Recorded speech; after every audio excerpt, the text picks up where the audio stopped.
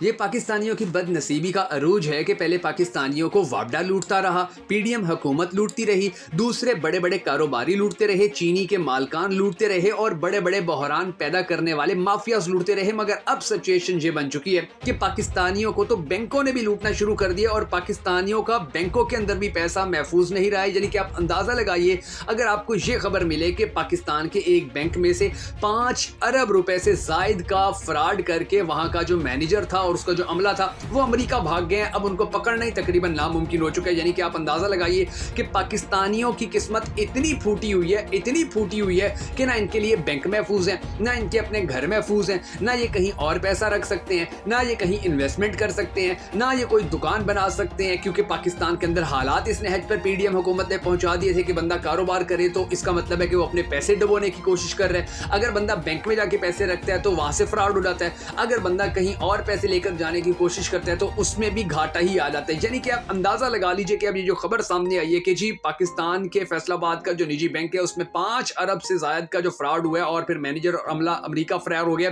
اس کی جو ڈیٹیلز ہیں وہ ڈیٹیلز میں آج کے اس ویڈیو کے اندر آپ کو دینے جا رہا ہوں۔ آپ چونک جائیں گے، آپ حیران اور پریشان ہو جائیں گے، دکھی ہو جائیں گے کہ یار اللہ تعالیٰ نے ہم سے کون سی ایسی ناراضگی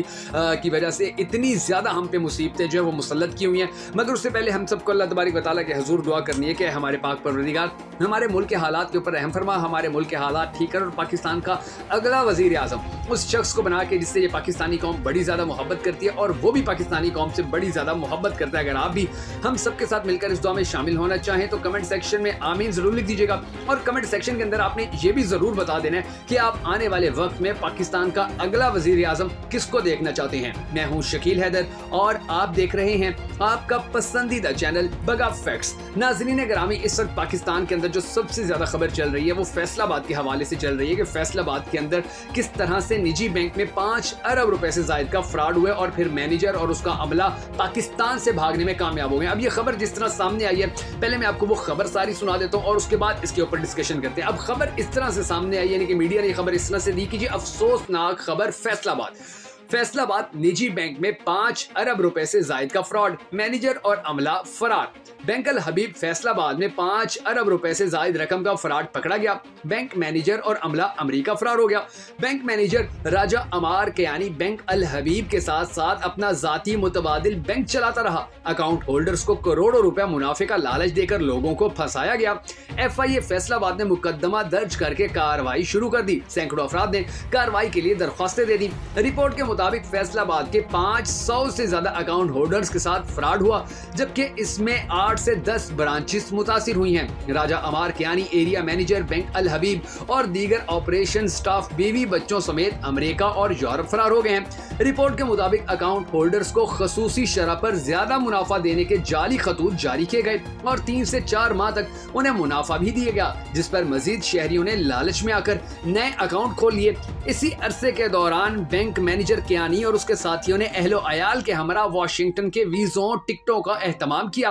اور غائب ہو گئے، جبکہ اکاؤنٹ ہولڈرز انہیں پریشانی کے عالم میں ڈھونڈتے رہ گئے۔ اور جب انویسٹیگیشن کی گئی تو پتہ چلا کہ وہ سارے اپنا بوریا بستر سمیٹ کر اس وقت پاکستان سے دور جا چکے ہیں، لندن کے اندر، امریکہ کے اندر، یورپ کے دیگر ممالک کے اندر اپنی بالکل مزے کی لائف جی رہے ہیں، اور وہ ساری زندگی مزے کی لائف جیتے بھی رہیں گے کیونکہ ان کو ڈر ہی نہیں ہے کہ پاکستانی جو ادارے ہیں وہ ان کو جا کر وہاں سے پکڑ لیں گے یا ان کو ڈیپورٹ کروانے میں کامیاب ہو جائیں گے۔ اب آپ اندازہ لگا لیجئے کہ یہ سچویشن اس وقت ہمارے ملک کی چل رہی ہے۔ پہلے یعنی کہ یہاں پر یہ حالات ہیں کہ جو ہماری حکومتیں تھیں انہوں نے عوام کی جیبیں خالی کروا لیے، انہوں نے عوام کو تباہ و برباد کر دیا، انہوں نے ملک کو برباد کر کے رکھ دیا، انہوں نے ملک کا ستیہ ناش کر کے رکھ دیا، بیڑا غرق کر کے رکھ دیا۔ اور ابھی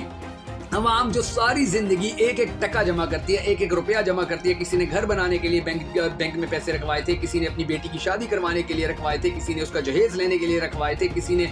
گاڑی لینے کے لیے رکھوائے تھے، کسی نے اپنے بچوں کی تعلیم کے لیے پیسے رکھوائے تھے، اور وہ سارے پیسے ایک ہی جھٹکے کے اندر ہمارے یہاں کا ایک نجی بینک کا جو مینیجر ہے وہ اور اس کا جو آپریشنل عملہ ہے وہ سارا پیسہ لے گئے۔ یعنی کہ آپ اندازہ لگا لیجیے کہ پاکستان کے اندر کوئی پوچھنے والا نہیں ہے، سڑکوں کے اوپر چوریاں ڈکیتیاں ہو رہی ہیں، کوئی پوچھنے والا نہیں ہے، जहाँ पर लोगों के घरों में घुस कर चोरियां डकैतियां की जाती हैं, कोई पूछने वाला नहीं है, जहाँ पर हुकूमतें लूट के खा जाती हैं पाकिस्तान को, कोई पूछने वाला नहीं है, जहाँ के सरकारी और प्राइवेट इदारे इस तरह से फ्रॉड कर जाते हैं, कोई पूछने वाला नहीं है। तो आप अंदाजा लगा लीजिए कि पाकिस्तान चल कैसे रहा है। ये सिर्फ अल्लाह के सहारे के ऊपर चल रहा है और हम सबको अल्लाह तबारक व तआला के हुजूर दुआ करनी है कि हमारे पाक परवरदिगार हमारे मुल्क के हालात के ऊपर रहम फरमा। पाकिस्तानी आवाम अब थक चुकी है, अक चुकी है, बर्बाद हो चुकी है। अब इससे ज्यादा तकलीफ पाकिस्तानी कौम नहीं देख सकती।